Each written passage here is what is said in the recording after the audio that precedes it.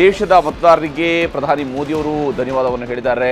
ಪ್ರಜಾಪ್ರಭುತ್ವದ ಉಳಿವಿಗಾಗಿ ಮತ ಹಾಕಿದ್ದಾರೆ, ಎನ್ಡಿಎ ಅಧಿಕಾರಕ್ಕೆ ಬರಲು ಮತದಾರ ವೋಟ್ ಹಾಕಿದ್ದಾನೆ ಅನ್ನುವಂತಹ ಅಂಶವನ್ನು ಕೂಡ ಉಲ್ಲೇಖ ಮಾಡಿದ್ದಾರೆ. ಜಗತ್ತಿನ 5ನೇ ದೊಡ್ಡ ಆರ್ಥಿಕ ರಾಷ್ಟ್ರ ಆಗೋದಕ್ಕೆ ಬೇಕಾದಂತಹ ಕೆಲಸವನ್ನು ನಾವು ಮಾಡ್ತೀವಿ. ಮತದಾರರನ್ನ ಸೆಳೆಯೋದಕ್ಕಾಗಿ ಇಂಡಿಯಾದವರು ವಿಫಲ ಆಗಿದ್ದಾರೆ.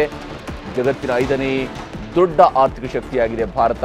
ಜಾತಿವಾದ, ಕೋಮುವಾದ ಇವೆಲ್ಲವನ್ನ ಮೀರಿ ಇಲ್ಲಿ ವೋಟ್ ಹಾಕಿದ್ದಾರೆ ಅನ್ನುವಂತಹ ಅಂಶವನ್ನು ಕೂಡ ಉಲ್ಲೇಖ ಮಾಡಿದ್ದಾರೆ. ಈ ಮೂಲಕ ತಮ್ಮ ಸರ್ಕಾರ ಮತ್ತೊಮ್ಮೆ ದೇಶದಲ್ಲಿ ಆಡಳಿತ ನಡೆಸುತ್ತೆ ಅನ್ನುವಂತಹ ವಿಶ್ವಾಸವನ್ನ ಪ್ರಧಾನಿ ಮೋದಿಯವರು ಈ ಒಂದು ಎಕ್ಸ್ ಪೋಸ್ಟ್ ಮೂಲಕವಾಗಿ ಹೇಳಿರುವಂಥದ್ದು. ಈ ಮೂಲಕ ತಮ್ಮ ಸರ್ಕಾರ ಮತ್ತೊಮ್ಮೆ ಬಂದೇ ಬರುತ್ತೆ ಅನ್ನುವಂತಹ ವಿಶ್ವಾಸವನ್ನು ಕೂಡ ವ್ಯಕ್ತಪಡಿಸಿದ್ದಾರೆ. ಮತ್ತು ಯಾರು ನೆಗೆಟಿವ್ ಕ್ಯಾಂಪೇನನ್ನು, ನೆಗೆಟಿವ್ ರಾಜಕಾರಣವನ್ನು ಮಾಡಿದಾರೋ ಅದನ್ನು ದೇಶದ ಜನ ತಿರಸ್ಕರಿಸಿದ್ದಾರೆ ಅನ್ನೋದನ್ನು ಕೂಡ ತಮ್ಮ ಈ ಒಂದು ಎಕ್ಸ್ ಪೋಸ್ಟ್ನ ಮೂಲಕವಾಗಿ ಪ್ರಧಾನಿ ಮೋದಿಯವರು ವಿವರಿಸಿದ್ದಾರೆ. ಇಲ್ಲಿ ಪಂಜಾಬ್ ಬಗ್ಗೆ ಒಂದು ಹೇಳ್ತೇನೆ. ಸೊ ಪಂಜಾಬ್ ಅಲ್ಲಿ ನಾವು ಇಂಡಿಯಾ ಅಲಯನ್ಸ್ ಅಂತ ಇದ್ರೂ ಸಪರೇಟ್ ಆಗಿ ನಾವು ಚುನಾವಣೆಯನ್ನ ಫೈಟ್ ಮಾಡಿದ್ವಿ. ಯಾವ ತರ ಕೇರಳದಲ್ಲಿ ಇವತ್ತು LDF UDF ಎರಡೂ ಇಂಡಿಯಾ ಅಲಯನ್ಸ್ ಆಗಿದ್ರು ಬೇರೆ ಯಾವ ಥರ ಸ್ಪರ್ಧಿಸಿದ್ರು ಅದೇ ರೀತಿ ನಾವು ಪಂಜಾಬಲ್ಲಿ ನಾವು ಸ್ಪರ್ಧಿಸಿದ್ವಿ. ಪಂಜಾಬಲ್ಲಿ ಭಗವಂತ ಮಾನ್ ಅವರ ಕೆಲಸ ಏನಿದೆ ಲಾಸ್ಟ್ ಒಂದು 2-2.5 ವರ್ಷದಲ್ಲಿ ಆಗಿರೋ ಒಂದು ಕೆಲಸ ಜನರಿಗೆ ಇವತ್ತು ಎಷ್ಟು ಇಷ್ಟ ಆಗಿದೆ ಅಂದರೆ, ಪಂಜಾಬಲ್ಲಿ 13 ಸ್ಥಾನಗಳನ್ನ ಆಮ್ ಆದ್ಮಿ ಪಕ್ಷ ಗೆಲ್ಲೋದಕ್ಕೆ ಮುಂದಾಗಿದೆ. ಆ ಥರ ಒಂದು ಅಲೆ ಇವತ್ತು ಪಂಜಾಬಲ್ಲಿ ಆಮ್ ಆದ್ಮಿ ಪಕ್ಷಕ್ಕಿದೆ. ಲಾಸ್ಟ್ ಟೈಮ್ ಏನು BJP ಮತ್ತು ಶಿರೋಮಣಿ ಅಕಾಲಿದಳ ಅವರಿಗೆ 4ರಿಂದ 5 ಸೀಟ್ ಸಿಕ್ಕಿತ್ತಲ್ಲ, ಈ ಸರಿ 0 ಅಲ್ಲಿ ಒಂದು ಸೀಟು ಈ ಸರಿ BJPಗಾಗಿರಲಿ ಅಕಾಲಿದಳಿಗಾಗಲಿ ಸಿಗೋದಿಲ್ಲ. ಓಕೆ, ಇದು ಹೂಗಾರವ್ರೆ, ಆದರೆ ಎಷ್ಟು ಮಟ್ಟಿಗೆ ಕಾಂಗ್ರೆಸ್ನವರು ತಮ್ಮ ಗುರಿಯನ್ನು ತಲುಪುವಂತಹ ವಿಚಾರಗಳಿದ್ವಲ್ಲ, ಈ ಬಾರಿ ಮತ್ತೆ ಅಧಿಕಾರಕ್ಕೆ ಬರ್ತೀವಿ ಅಂದರೆ 10 ವರ್ಷ ಆಳ್ವಿಕೆಯನ್ನು ನಾವು ಹಿಂದೆ ಮಾಡಿದ್ವಿ, ಇವರು 10 ವರ್ಷ ಆದರೂ ಮತ್ತೆ 10 ವರ್ಷ ನಂತರ ನ್ಯಾಚುರಲಿ ನಮಗೆ ಬರುತ್ತೆ ಅನ್ನುವಂಥ ಒಂದು ಮೈಂಡ್ಸೆಟ್ ಕೂಡ ಕಾಂಗ್ರೆಸ್ನಲ್ಲಿ ಸ್ವಲ್ಪ ಮಟ್ಟಿಗೆ ಇದ್ದೇ ಇತ್ತು. ವಿಶೇಷವಾಗಿ ಈ ಇಂಡಿಯಾ ಬ್ಲಾಕನ್ನು ಮುನ್ನಡೆಸುವ ವಿಚಾರದಲ್ಲಿ ಫಸ್ಟ್ 6 ಮಂತು ಮತ್ತು ನೆಕ್ಸ್ಟ್ 6 ಮಂತು ಈ ಒಂದು ವರ್ಷವನ್ನು 2 ಭಾಗವಾಗಿ ನಾವು ವಿಂಗಡಿಸಿ ನೋಡಿದರೆ, ಫಸ್ಟ್ 6 ಮಂತು ಕಾಂಗ್ರೆಸ್ಸು ಭಾಳ ಮಿಸ್ಟೇಕ್ಸನ್ನು ಮಾಡಿತು.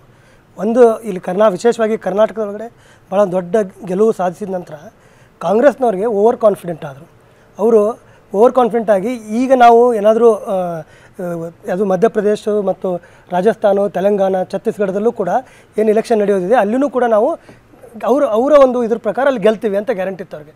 ಇಂಥ ಒಂದು ಸಿಚುವೇಷನಲ್ಲಿ ನಾವು ಈ ಇಂಡಿಯಾ ಒಕ್ಕೂಟದ ಇತರ ಪಕ್ಷಗಳ ಜೊತೆಗೆ ನಾವೇನಾದರೂ ಹೋದರೆ ಅವಾಗ ನಾವ್ಯಾಕೆ ಅವ್ರಿಗೆ ಬಿಟ್ಟು ಕೊಡಬೇಕು? ಅವ್ರದ್ದೇನು ಅವ್ರದ್ದೇನು ಇಲ್ಲವೇ ಇಲ್ಲ, ಅಲ್ಲಿ ನೆಲೆನೇ ಇಲ್ಲ. ಅಂಥವ್ರಿಗೆ ನಾವು ಯಾಕೆ ಬಿಟ್ಟು ಕೊಡಬೇಕು?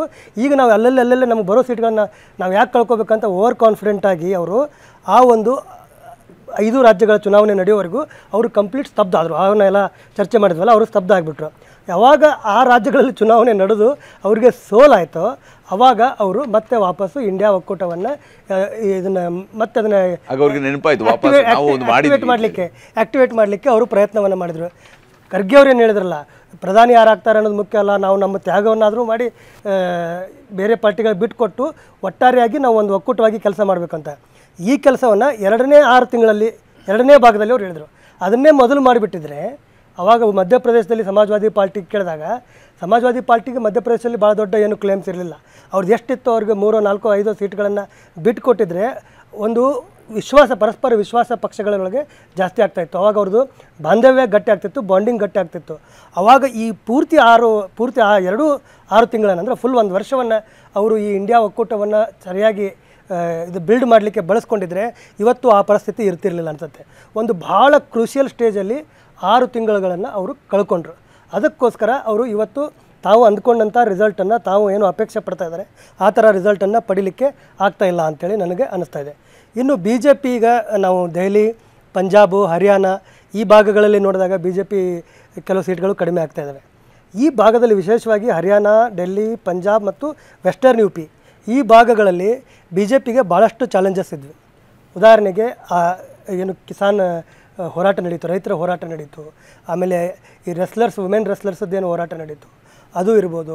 ಇನ್ನೂ ಅನೇಕ ವಿಚಾರಗಳಲ್ಲಿ ಅವರು ಭಾಳ ಬ್ಯಾಕ್ ಫುಟ್ಟಲ್ಲಿದ್ದರು. ಅಲ್ಲಿ ಜಾಟ್ಸು ಅವರ ವಿರುದ್ಧ ಒಂದು ಒಪಿನಿಯನ್ ಬಿಲ್ಡ್ ಆಗ್ತಾಯಿತ್ತು. ಕೆಲವು ರಾಜ್ಯಗಳಲ್ಲಿ ರಜಪೂತರು ಭಾಳ ದೊಡ್ಡ ರಜಪೂತ್ ಪಂಚಾಯತ್ಗಳನ್ನು ನಡೆಸಿ BJP ವಿರುದ್ಧವಾಗಿ ಮತ ಚಲಾಯಿಸಬೇಕು ಅಂತ ಘೋಷಣೆಯನ್ನು ಮಾಡಿದರು. ಜಾಟ್ಸು ಕೂಡ ಅದೇ ರೀತಿ ಮಾಡಿದ್ರು. ಭಾಳ ಒಂದು ಈ ರೂರಲ್ ಡಿಸ್ಟ್ರೆಸ್ ಅಂತ ಹೇಳ್ತೀವಲ್ಲ, ಈ ಗ್ರಾಮೀಣ ಮಟ್ಟದೊಳಗಡೆ ಅದರೊಳಗೆ ಅದಕ್ಕೆ ಬೇರೆ ಬೇರೆ ಈ ರೈತರ ಹೋರಾಟ ಮತ್ತು ಕುಸ್ತಿಪಟುಗಳ ಹೋರಾಟದ ಜೊತೆಗೆ ಬೆಲೆ ಏರಿಕೆ, ನಿರುದ್ಯೋಗ ಇವೆಲ್ಲವೂ ಕೂಡ ಕಾರಣ ಇದೆ. ಇವೆಲ್ಲ ಸಂಗತಿಗಳು ಒಗ್ಗೂಡಿ ಒಂದು ರೀತಿಯಾದಂಥ ಭಾಳ ದೊಡ್ಡ ಮಟ್ಟದ ಡಿಸ್ಟ್ರೆಸ್ಸು, ರೂರಲ್ ಡಿಸ್ಟ್ರೆಸ್ಸು ಅಲ್ಲಿ ಕಾಣ್ತಾ ಇತ್ತು, ಬ್ಯಾಕ್ಫುಟಲ್ಲಿತ್ತು. ಆ ಕಾರಣಕ್ಕೋಸ್ಕರ ಅಲ್ಲಿ ಕೆಲವು ಸೀಟ್ಗಳು ಅವರಿಗೆ ಕಡಿಮೆ ಆಗ್ತವೆ. ಬಟ್ ಯಾವ ಪ್ರಮಾಣದಲ್ಲಿ ಅಲ್ಲಿ ತಮ್ಮ ಸೀಟ್ಗಳು ಜಾಸ್ತಿ ಆಗ್ತವೆ ಅಂತ ಕಾಂಗ್ರೆಸ್ ಅಥವಾ ಇಂಡಿಯಾ ಬ್ಲಾಕ್ ನಿರೀಕ್ಷೆ ಮಾಡಿತ್ತು ಅಷ್ಟು ಆಗ್ತಾಯಿಲ್ಲ. ಯಾಕಂದರೆ 2, 3, 4, 5 ಇದು ಭಾಳ ವ್ಯತ್ಯಾಸವನ್ನೇನು ಮಾಡಲ್ಲ. ಅದಕ್ಕೂ ಅಲ್ಲಿ ಬೇರೆ ರೀತಿಯ ಫ್ಯಾಕ್ಟರ್ಸ್ಗಳು ಕೂಡ ವರ್ಕ್ ಆಗಿರ್ಬೋದು. ಕಾಂಗ್ರೆಸ್ಗೆ ಒಂದು ಅಧಿಕೃತ ವಿರೋಧ ಪಕ್ಷದ ಸ್ಥಾನ ತಂದು ಕೊಡ್ಬೋದು. ಮತ್ತು BJPಗೆ ಇಷ್ಟವಾದಂಥ ವಿಚಾರಗಳೇನಿದಾವಲ್ಲ, ರಾಮ ಮಂದಿರ ವಿಚಾರ ಇರ್ಬೋದು, ಉದಾಹರಣೆಗೆ ಆರ್ಟಿಕಲ್ 370 ಇರ್ಬೋದು, ಈ ಯಾವ ವಿಷಯಗಳು ಕೂಡ ಈ ಬಾರಿಯ ಇಲೆಕ್ಷನ್ ಒಳಗಡೆ ಹೆಚ್ಚು ಚರ್ಚೆ ಆಗಲಿಲ್ಲ. ಬೇರೆ ಬೇರೆ ಒಂದು ಸಂಸ್ಥೆಗಳು ನಡೆಸಿದಂಥ ಸಮೀಕ್ಷೆಯಲ್ಲೂ ಕೂಡ ಬಹಳಷ್ಟು ಜನ ಮತದಾರರು ರಾಮ ಮಂದಿರ ಇಶ್ಯೂ ಅಲ್ಲ ವೋಟ್ ಹಾಕ್ಲಿಕ್ಕೆ, ನಮಗೆ ನಿರುದ್ಯೋಗ, ಬೆಲೆ ಏರಿಕೆ ಇಶ್ಯೂ ಅಂತ ಹೇಳಿದ್ದಿದೆ. ಇವನ್ BJP ಕೂಡ ಮೊದಲನೇ ಮತ್ತು 2ನೇ ಹಂತದ ಚುನಾವಣೆ ಸಂದರ್ಭಗಳಲ್ಲಿ ಏನು ರಾಮ ಮಂದಿರ ವಿಚಾರವನ್ನು ಪ್ರಸ್ತಾಪ ಮಾಡಿತು, ಆಮೇಲೆ ಅದನ್ನು ಬಿಟ್ಬಿಟ್ರು. ಅಲ್ಲೇ ಇರೋದು ಒಂದು ಪ್ರಶ್ನೆ ಏನಂದರೆ, ಲೋಕ ಏನಾದರೂ ಅಂದ್ಕೊಳ್ಳಿ, ಆದರೆ ನಮ್ಮ ವೋಟರ್ಸ್ ಅಥವಾ ನಮ್ಮ ಕಾರ್ಯಕರ್ತರಿಗೆ ಇರಬೇಕಾಗಿರುವಂಥ ಇಶ್ಯೂಗಳು ಇಂಥವು ಅನ್ನುವಂಥದ್ದನ್ನೇ ಪರ್ಟಿಕ್ಯುಲರ್ ಆಗಿ ಎಲ್ಲೋ ಒಂದು ಕಡೆ ಪಾಯಿಂಟ್ ಔಟ್ ಮಾಡಿಕೊಂಡು BJPಯು ಕೂಡ ತನ್ನ ಕ್ಯಾಂಪೇನ್ ಅನ್ನ 2ನೇ ಹಂತದ ನಂತರ ಮುಂದುವರಿಸಿಕೊಂಡು ಹೋಯ್ತಾ. BJPಗೆ ತನ್ನ ಮತದಾರರು ಯಾರು, ತನ್ನ ಮತದಾರರ ಮೈಂಡ್ ಸೆಟ್ ಏನು, ತನ್ನ ಮತದಾರರು ಏನನ್ನು ಬಯಸ್ತಾರೆ ಅನ್ನೋದ್ರ ಭಾಳ ಸ್ಪಷ್ಟವಾದಂಥ ಅರಿವು ಇತ್ತು.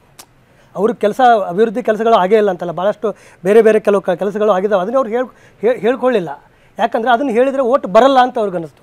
ಅವ್ರಿಗೆ ಯಾವ ವಿಷಯಗಳನ್ನು ಹೇಳಿದರೆ ಓಟ್ ಬರ್ಬೋದು ಅಂತ ಅನ್ನಿಸ್ತೋ ಆ ವಿಷಯಗಳ ಮೇಲೆ ಪ್ರಧಾನಿ ಫೋಕಸ್ ಮಾಡಿದರು. 2ನೇ ಹಂತದ ಮತದಾನ ಆದ ನಂತರ ಉಳಿದ 5 ಹಂತದ ಮತದಾನಗಳಲ್ಲಿ ಬೇರೆ ಬೇರೆ ರ್ಯಾಲಿಗಳಲ್ಲಿ ಪ್ರಧಾನಿ ಮೋದಿಯವರು ಮಾಡಿದಂಥ ಭಾಷಣಗಳನ್ನು ನೋಡಬೇಕು ನಾವು. ಅದರ ಎಲ್ಲವೂ ಕೂಡ ಭಾಳ ಕ್ಲಿಯರ್ ಕಟ್ ಅವರು ವೋಟರ್ಸ್ ಏನಿದ್ದಾರೆ ಅವರನ್ನು ಟಾರ್ಗೆಟ್ ಮಾಡಿ ಅದು ಅವ್ರು ಮಾಡಿದ್ರು. ಮತ್ತು ಮೋಸ್ಟ್ಲಿ ಅವರು ಆ ಒಂದು ಸ್ಟ್ರಾಟಜಿ ವರ್ಕ್ ಆಗಿರ್ಬೋದು ಅಂತ ಈ ಎಕ್ಸಿಟ್ ಪೋಲ್ ಇಂದ ಗೊತ್ತಾಗ್ತಾ ಇದೆ. ಕನ್ನಡಿಗರ ಮೆಚ್ಚಿನ ನಿಮ್ಮ ನ್ಯೂಸ್ 18 ಕನ್ನಡ ಈಗ ವಾಟ್ಸ್ಆಪ್ನಲ್ಲಿಯೂ ಲಭ್ಯ. ಕರ್ನಾಟಕ ಮತ್ತು ದೇಶ ವಿದೇಶದ 360 ಡಿಗ್ರಿ ಸುದ್ದಿ ವಿವರವನ್ನ ನೀವು ನಿಮ್ಮ ಕೈ ಬೆರಳುಗಳಲ್ಲಿಯೇ ಪಡೆಯೋದಿಕ್ಕೆ ಈ QR ಕೋಡ್ ಅನ್ನ ಸ್ಕ್ಯಾನ್ ಮಾಡಿ. ನಮ್ಮ ಚಾನೆಲ್ ಅನ್ನ ಫಾಲೋ ಮಾಡಿ, ನೋಟಿಫಿಕೇಶನ್ ಆನ್ ಮಾಡಿ.